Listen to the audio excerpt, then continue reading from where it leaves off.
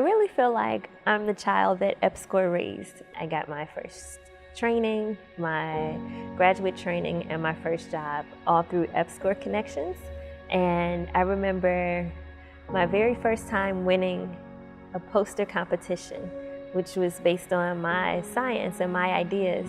Dr. Denise Barnes was one of the poster judges, and she was such an inspiration to see her, and she's become one of my biggest role models for my career, and to see myself in her.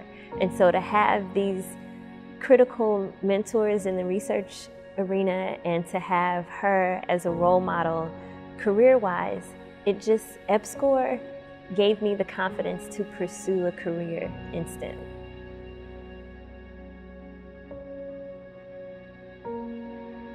When I was an undergrad back in the late 70s, early 1980s, I worked at the University of Maine when I was a student for a professor in a laboratory for 4 years who was supported under an EPSCoR award, a grant. And at the time, I didn't even know what EPSCoR was. I was 20 years old, but really made a huge difference in my education, my early career. I went on to become an academic, and now, whatever it is, 30 years later, with the benefit of hindsight, 30 years of hindsight, I see what a huge difference it made in my career, and now the potential for big differences that it's making in other students' careers, grad students, young faculty, and so forth. Well, you have to remember, new ideas can come from everywhere. They're not confined to the few states that have strong research presence. EPSCoR helped us to bring some of those critical equipment and give it to all the institutions in the state.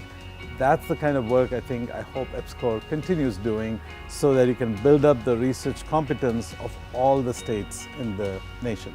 That help that we get from EPSCoR is critical to get those large ticket items. Today, 20 years after that, EPSCoR is still working. We're still using it. It's not just tackling your own individual, jurisdiction-specific problems. It's also increasing your capacity to engage in the greater set of problems, to engage in the greater research enterprise, nationally, through building out greater capacity via the EPSCoR program, is something that that has potential for greater impact overall. Land-granting universities and EPSCoR-type states create a large number of graduates, and we need that volume in order to compete now in the world. And so, in order to see that happening and see people beginning to realize that the capacity for this nation could really only be built if we bring all states into competition. And EPSCoR's initial concept, I think, was initially just to get the universities in research. But the secondary and third effect is that it got the states thinking about it, and it got the students involved that would not have been involved in research previously. So it's really exciting to see what it's done.